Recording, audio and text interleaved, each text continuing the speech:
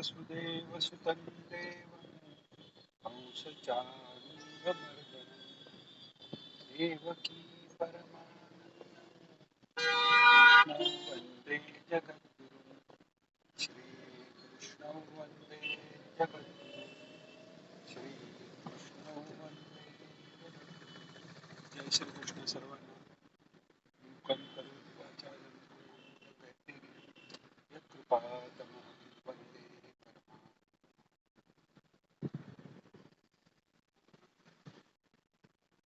काल आपण 11व्या अध्यायात विश्वरूप दर्शन अध्यायात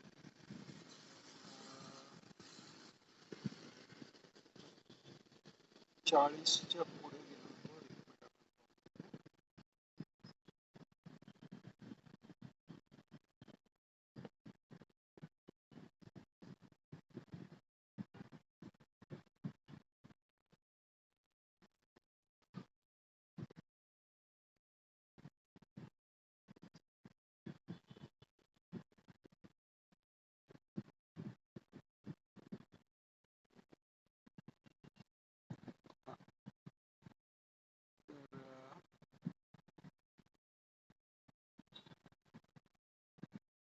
तर 47वा पण झालेला आपला, 48वा पण झालेला, 49 झाला आणि 50 झाला, 51 झालेला. तरीही आपण 51 पासून घेऊ. दृष्टवेदं मानुषं रूपं तव सौम्यं जनार्दन.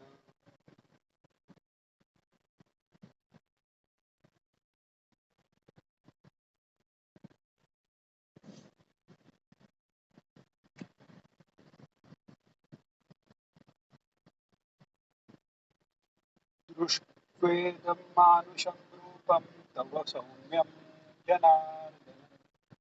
इदानीमस्मि संवृत्तः सचेतः प्रकृतिं गतः.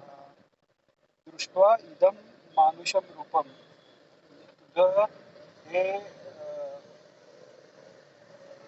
मानवी असं शांत असं मानवी जे रूप आहे ते पाहून आता माझं मन शांत झालंय, स्थिर झालंय.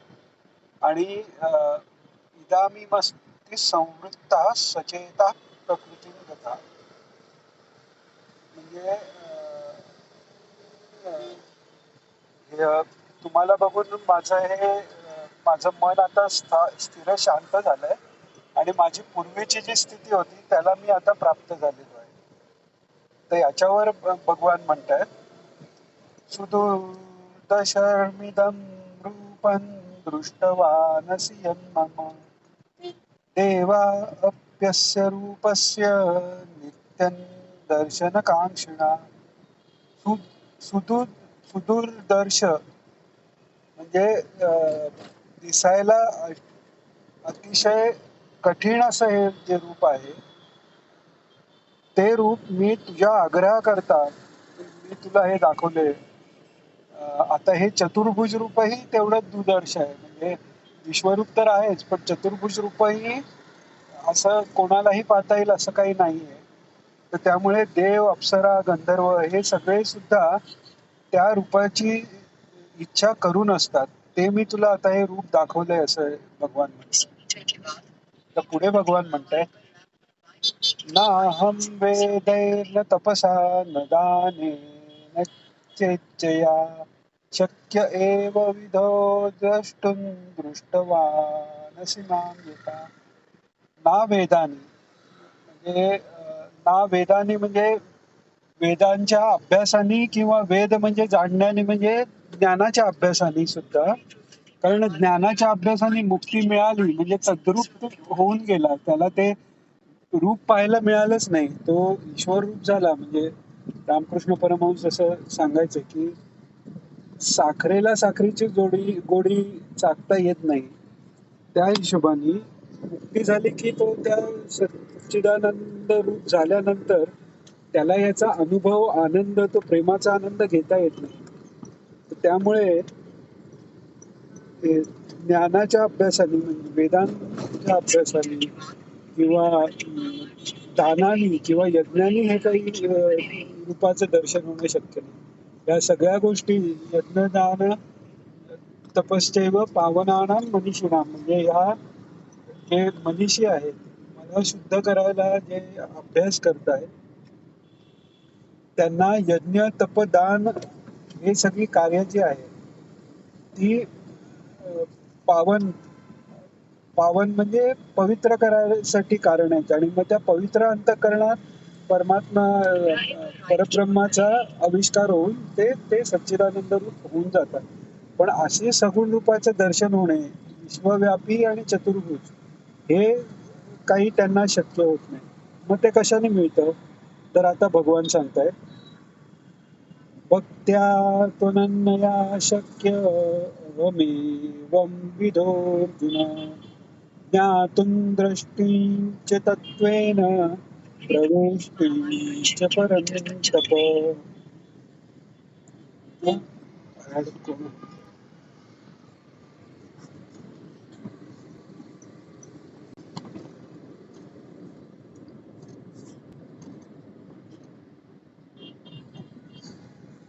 आता मग हे या उपायाने जर मिळणार नसेल तर कशाने मिळतं ते भगवान सांगतात. पुन्हा हे अर्जुनाला परंतप म्हणतात. आता हे भक्तीने मिळणार हे अर्जुनाला आता म्हणतायत भगवान, पण तरी परंतप म्हणतायत याचं कारण म्हणजे अर्जुनासाठीही आहे आणि आपल्या सर्वांसाठी आहे की परंतप असा जो अर्जुन आहे आणि त्याच्यासारखे जे आहेत ते खूप ज्यांचं तप झालेलं आहे. तपाचे आपण मागे दोन अर्थ पाहिले की तपसंतापे आणि तप आलोचने. देहाला ताप देऊन केलं झालेलं तप आणि त्यांनी देहापासची ममता आसक्ती सुटून ईश्वराकडे मन लागणं किंवा चित्त स्थिर होणं हठयोगातला काही भाग आहे तसं त्यांनी होऊ शकतं. आणि मुख्य तप जे आहे ते तप आलोचने म्हणजे सतत त्या ईश्वर स्वरूपाची आलोचना मग ते निर्गुण निराकार रूप असो सगुण साकार रूप असो त्या रूपाची आलोचना करत राहणं या या द्वाराने हे रूप पाहायला मिळू शकतं हे भगवान सांगतात.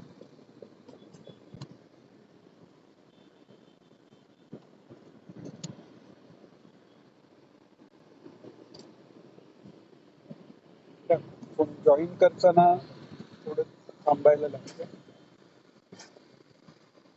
तर त्यामुळे हे जे रूप आहे ते केवळ आणि केवळ भक्त्या त्वनन्यया शक्य माझ्या भक्तीनी. पण ती भक्ती कशी पाहिजे तर अनन्य भक्ती. अनन्य भक्तीनी ते केवळ शक्य आहे असं भगवान म्हणतात.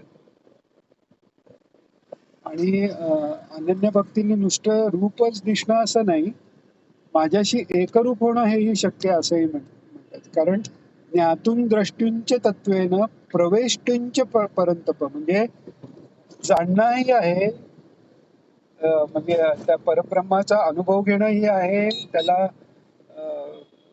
बघणं द्रष्टूंच आहे तत्वानी जाणणं आणि दिव्य दृष्टीने पाहणं हे झालं. आणि त्याच्याही पुढे सांगता प्रवेष्टुम म्हणजे त्याच्यात मिसळून जाणं त्याच्यात विलीन होणं हेही सांगितलेलं आहे.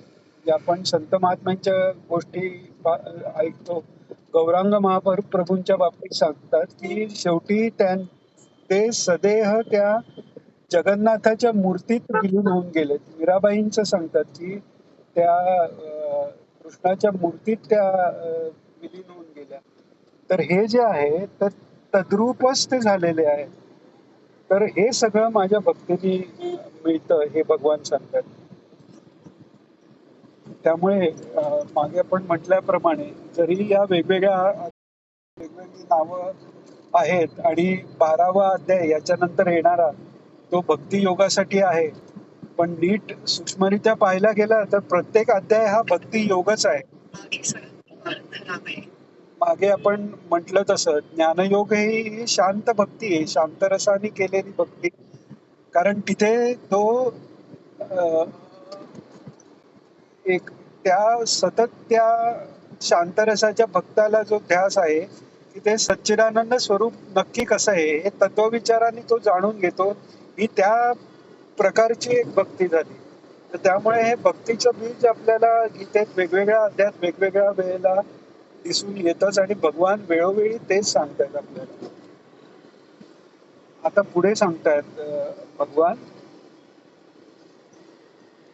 मत्कर्म कृत मत्परमो मद्भक्त संगवर्जिता निर्वैरः सर्वभूतेषु यस्स मामेति पांडवा. आतापर्यंत सांगितलं की भक्त केवळ अनन्य भक्तीने मला पाहू शकतात, माझं ज्ञान घेऊ शकतात किंवा माझ्यात मिसळू शकतात. पण त्याच्याही पेक्षा मोठी जी साधना सांगितलेली आहे किंवा लक्षण भगवंताचं सांगितलेलं आहे, भगवंताच्या भक्ताचं सांगितलेलं आहे. आपण मागेही पाहिलं, एतत् ज्ञानमिति प्रोक्तम भगवान म्हणतात की ज्ञानासाठी जी साधनं आहेत तीच तीच ज्ञान आहेत. म्हणजे काय, तर ज्ञानी माणसांची ती स्वाभाविक लक्षण आहे. तर आता हे जे लक्षण सांगतायत भगवान की मत मत कर्मकृत मत परम, म्हणजे माझेच कर्म करणारे आणि मत परम म्हणजे शेवट जे काही कर्म करेल त्याच्यातनं ध्येय शेवटी जे असेल ते माझी प्राप्ती वड, म्हणजे ते खातील तेही माझी प्राप्ती, प्रसाद म्हणून खातील. व्यवहारातलं काम करतील तरी माझ्या प्रसन्नाचं करता करतील. असे जे भक्त आहेत, म्हणजेच माझ्या करता सर्वस्व त्यांचं कर्तव्य सगळी कर्म त्यांची माझी मतपरायण झाली. म्हणजे काय, सर्वस्व मला त्यांनी अर्पण केल्यासारखंच आहे आणि मलाच परम आश्रय मानून ते कर्म करतायत. असा माझा भक्त असं असा होतो. आणि निर्वैर असतो. निर्वैर सर्व भूतेषु, कोणत्याही भूताबद्दल त्याच्या मनात, भूताबद्दल म्हणजे जे भू म्हणजे उत्पन्न होणारे, उत्पन्न झालेल्या कोणत्याही व्यक्ती म्हणा किंवा कोणत्याही उत्पन्न झालेल्या गोष्टीबद्दल त्याला वैर नसतं, आवड नसतं. म्हणजे सजीवच असं नाही, आपल्याला एखादी गोष्ट आवडत नाही किंवा एखादा रंग आवडत नाही असं नाही. कोणाच्याही सजीव निर्जीव काही असेल, सगळीकडे त्याला परमात्मा भाव झाल्यामुळे सगळीकडेच त्यांचं प्रेम सारखं सर्वत्र आहे. आणि असेच महात्मे आपण पुन्हा पुन्हा हे पाहिलेलं आहे की हेच महात्मे सर्वभूत हिते रता आपोआप झालेले आहेत. आणि असे जे निर्वैर सगळ्या भूतांबद्दल झालेले आहेत ते मला प्राप्त होतात नाही किंवा मला बघू शकतात नाही, ते म्हणजे मीच आहे असं समज, असं भगवान सांगतात.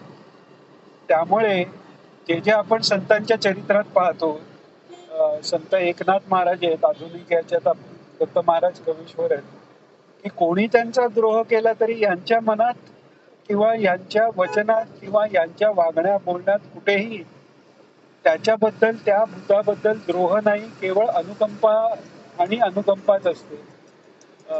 येशू ख्रिस्ताचं जे उदाहरण आहे की जेव्हा क्रुसिफाय केलं येशू ख्रिस्तांना, तेव्हा भगवंता किंवा परमेश्वरा यांना माफ कर, कारण हे काय करतात यांना कळत नाहीये, ही अनुकंपा त्यांची आहे. आचार्य महाराजांचं उदाहरण आहे की तो उग्रभैरव मान कापायला मागतोय, हे काही नाही, दिली, कारण हे माझं दिली पण नाही, ते त्याच्यासाठी अवेलेबल राहिले, कारण हे म्हणजे माझं आणि ते म्हणजे माझं नाही, असा काहीच भाव नाहीये. शरीर राहिलं नाही राहिलं तरी त्याचा काहीच त्यांना फरक नाहीये. आणि आपल्या कोणत्या ह्याने कोणाला काही बरं वाटतंय तर देह देखील त्यांनी सोडायची तयारी म्हटल्यापेक्षा देहाचं ममत्व नाहीच आहे. तर त्यामुळे भक्तीची जी व्याख्या केलेली आहे किंवा पूजेची व्याख्या केलेली आहे की कोणाही जीवाचा नघडो मत्सर वर्म सर्वेश्वर पूजनाचे, हेच खरं ईश्वराचं पूजन आहे. आणि हे ईश्वराचं पूजन कधी होतं, समोरच्याला आपण पूज्य मानतो तेव्हा ते पूजन होतं. आणि त्यामुळे ईश्वर सर्वांतर्यामी असल्यामुळे कोणत्याही जीवाला जर आपण पूज्य आपल्या मनात भाव नसला तर सर्वेश्वराचं सर्व अर्थाने पूजन कसं होणार? त्यामुळे सर्वेश्वर जो आहे, सर्वव्यापी परमात्मा जो विराट रूपाने सर्व व्यापून त्याच्या पलीकडे आहे आणि अंतर्यामी रूपाने प्रत्येक जीवाच्या आतही आहे. उद्देशे अर्जुन तिष्ठ तू म्हटल्याप्रमाणे. तर त्यामुळे कोणाही जीवाचा जेव्हा बद्दल आपल्या मनात वैर तर राहून दे, पूज्यता जरी नसली तरी ईश्वराबद्दल पूज्यता नसल्यासारखं ते होतंय. म्हणून वर्म सर्व वर्म सर्वेश्वर पूजनाचे म्हणून सांगितलेलं हे आहे. आणि हे ज्याला कळलं, सर्वेश्वराची पूजा ज्याला करता आली तर तो स्वतःच सर्वेश्वर होऊन गेला आहे. त्यामुळे आपणच आपली भक्ती केल्यासारखी ती गोष्ट होते. कारण तो स्वतः म्हणजे मीच आहे म्हणतायत भगवान. तर यस्स मामेती पांडवा, मीच तो आहे असं भगवान म्हणतायत. आणि हा इतका काय म्हणतात त्याला, मी तुम्हाला कुठे सापडेन, तर जिथे जिथे रुजुता आहे, जिथे तिथे इतरांबद्दल आदर आहे, दया करणे जे पुत्रासी तेच दासा आणि दासी म्हणून सांगितलेलं आहे. म्हणजे आपल्या मुलाकरता किंवा मुलीकरता किंवा आपल्या नातेवाईकांकरता, आपल्या हितचिंतकांबद्दल जे प्रेम आणि दया असते, तीच आपल्या दास आणि दासींबद्दल किंवा जे समाजातले जे प्रिव्हिलेज वर्ग आहे म्हणा किंवा त्यांच्याबद्दल, याच्याही पुढे जाऊन शत्रूबद्दलही तीच अनुकंपा जेव्हा ज्या व्यक्तीला वाटते असं आपल्याला दिसतंय, तेव्हा हे समजावं ती व्यक्ती नाहीच आहे. तो जे समष्टीरूप परमात्माच तिथे साक्षात अवेलेबल आहे. आणि कोणताही संत एखादे ते म्हणतात ना की गुरु करताना खूप परीक्षा घेतली पाहिजे. रामकृष्ण परमहंसांनी जी नरेंद्रांनी स्वामी विवेकानंदांनी खूप परीक्षा घेतली. त्यांनी जेव्हा ऐकलं की यांना ते म्हणाले रामकृष्ण परमहंस, मला पैशाचा स्पर्शही सहन होत नाही, पैसा हे नाही, वाईट मला अजिबात सहन होत नाही वगैरे असं म्हटल्यावर यांनी परीक्षा घ्यावी म्हणून त्यांच्या गादीखाली ₹1 ठेवून दिला. आणि त्या गादीवर झोपता क्षणीच रामकृष्णांचं शरीर वेडवाकडं होऊन त्यांना मृत्यू आली. पण त्याच्यानंतर रामकृष्ण म्हणाले, खूप छान म्हणे, गुरु करावा पारखून, असं ते म्हणाले. तर सांगायची गोष्ट अशी की एखादे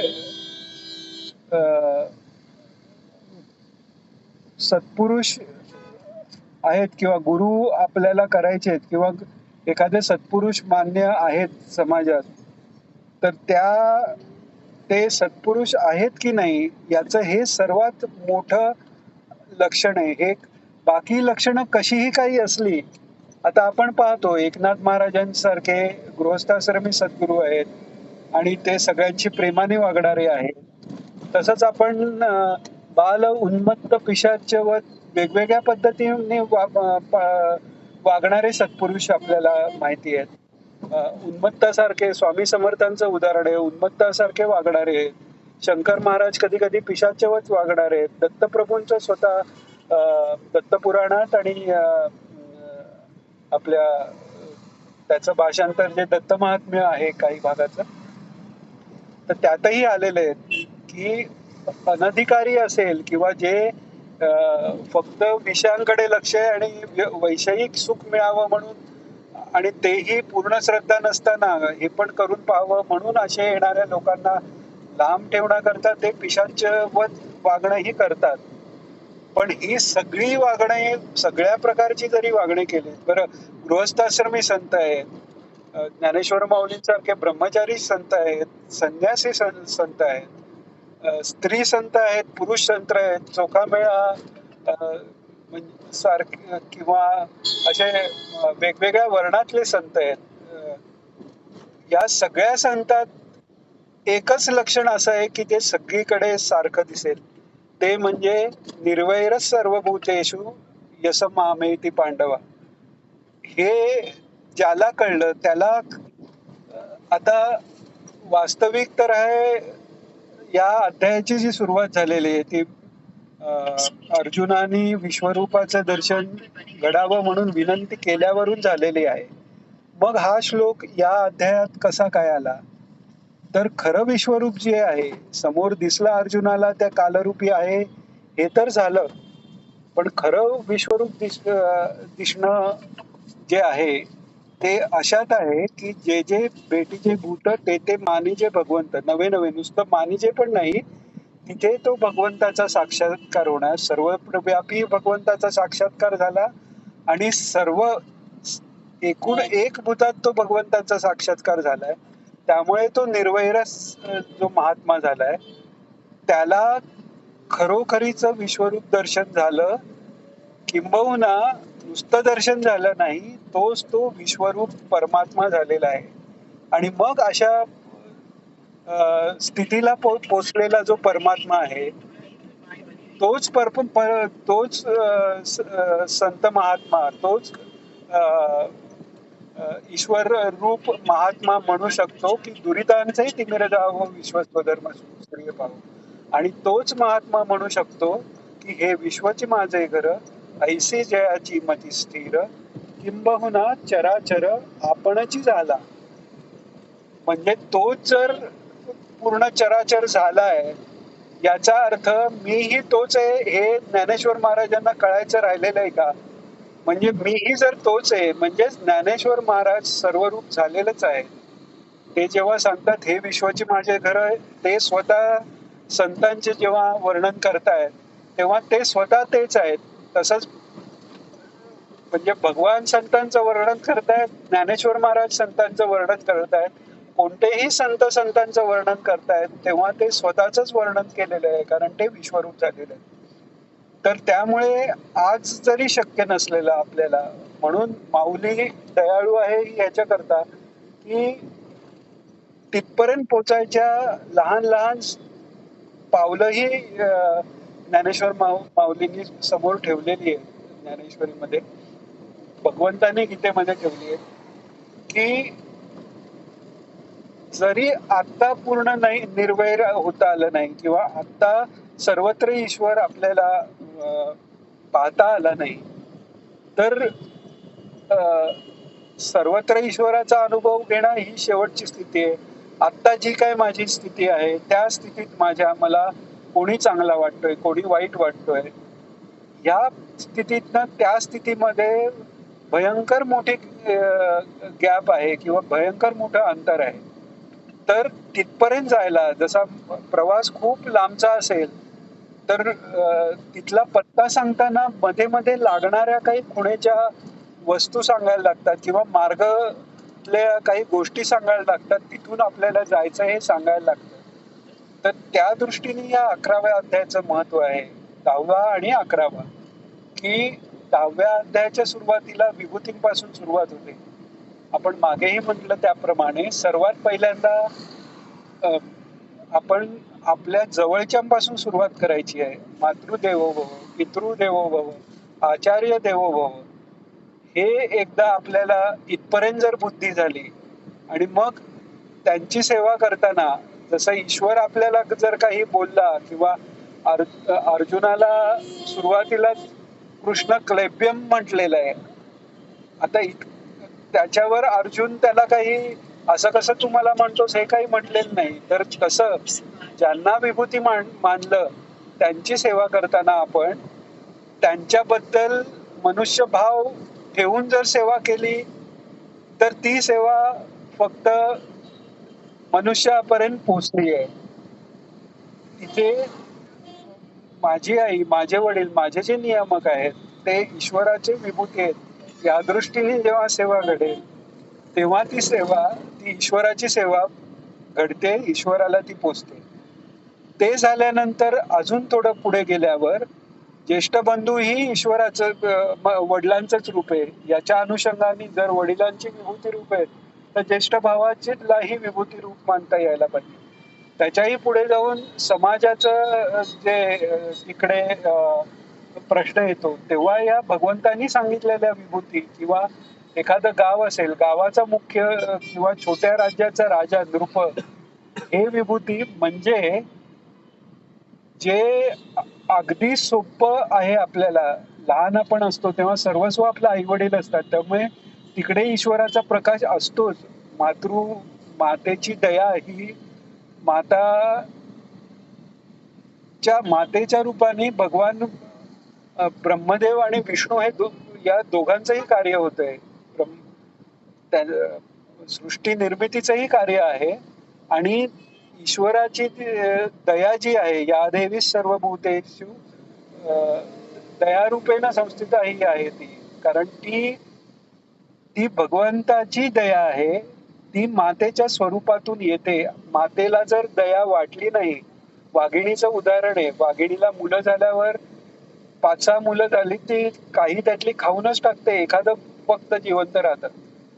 पण मातृप्रेम जे दिलेलं आहे ते मातृप्रेम हे ईश्वराची विभूती. ईश्वराचा जिथे जिथे माझा आविष्कार दिसतो तिकडे तिकडे त्या विभूती आहेत. तशी आई ही विभूती का झाली?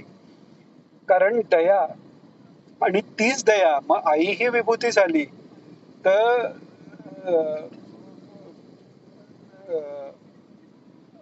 जी आपली बहीण आहे, बहीण ही दयेची मूर्ती म्हणून सांगितलेलं आहे.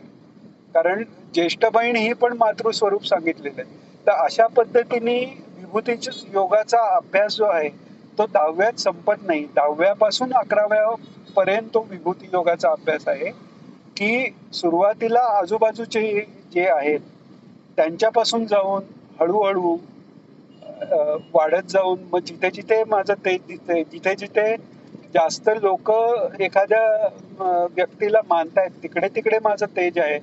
असं करत करत हळूहळू सर्व विश्वातले सगळे जीव हे माझे स्वरूप ईश्वराचे स्वरूप असल्याने म्हणून तर वंदन भक्तीचं महत्व सांगतात. वंदन भक्ती का मोठी किंवा वारकरी संप्रदायात एका लागती पायी रे जे वर्णन करतात ती प्रथा का ज्ञानेश्वर माऊलींनी टाकलेली आहे की ईश्वर मीही तुझ्यात ईश्वर पाहतो, तूही माझ्यात ईश्वर पाहतो असा जेव्हा भाव तिथे येतो तेव्हा तीच ती सामान्य लोक इतर वेळी आपण पाहू आणि त्या वारीत जेव्हा ती जातात त्यांच्या अंगात तो ईश्वर भाव इतका संचारलेला दिसतो आणि ते सगळं वातावरण भारलेलं दिसतं.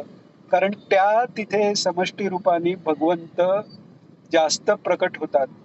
तर त्यामुळे असा हा 10व्याच्या विभूती योगाचा विकास होऊन ते सर्वत्र सर्वव्यापी असं माझं रूप जे आहे तिथपर्यंत भगवंतानी अर्जुनाला सगळं दाखवलेलं आहे. आणि हा सर्वात एक ह्या 10व्या-11व्याचं शिखर किंवा भक्तियोगाला प्रसवणारा जर एखादा आपण सिद्धांत असेल तर तो हा सिद्धांत भगवंतानी सांगितलेला आहे की तो माझ्यासारखा नाही किंवा माझा भक्त नाही. आतापर्यंत भगवान म्हणतायत असा भक्त असेल सच मे प्रिय म्हणतायत भगवान. असा भक्त तो माझा प्रिय आहे, अमुक आहे तो माझा प्रिय आहे, जो अनन्य आहे त्याची मी काळजी घेतो, हे सगळं सांगितलं. आता भक्त शिरोमणी जो पराभक्तीला पोचलेला भक्त आहे तो कसा आहे हे भगवान या श्लोकात सांगतायत आणि तो मीच आहे म्हणून सांगतायत. खूप विचार करण्यासारखी गोष्ट आहे. आता हे झाल्यानंतर हा 11व्यातला हा शेवटचा श्लोक झालेला आहे आपला. ओम तत्सदती श्रीमद्भगवद्गीतासु उपनिषत्सु ब्रह्मविद्यायां योगशास्त्रे श्रीकृष्णार्जुन संवादे विश्वरूपदर्शन योगो नाम एकादशोऽध्याय. श्री कृष्णार्पणमस्तु. आता 12व्याला सुरुवात होते. 12व्याच्या सुरुवातीलाच तत्पूर्वी कोणाला काही विचारायचंय किंवा काही आपला अनुभव किंवा विचार काही प्रदर्शित करायचे असतील तर. आता 12व्या अध्यायाला सुरुवात होते.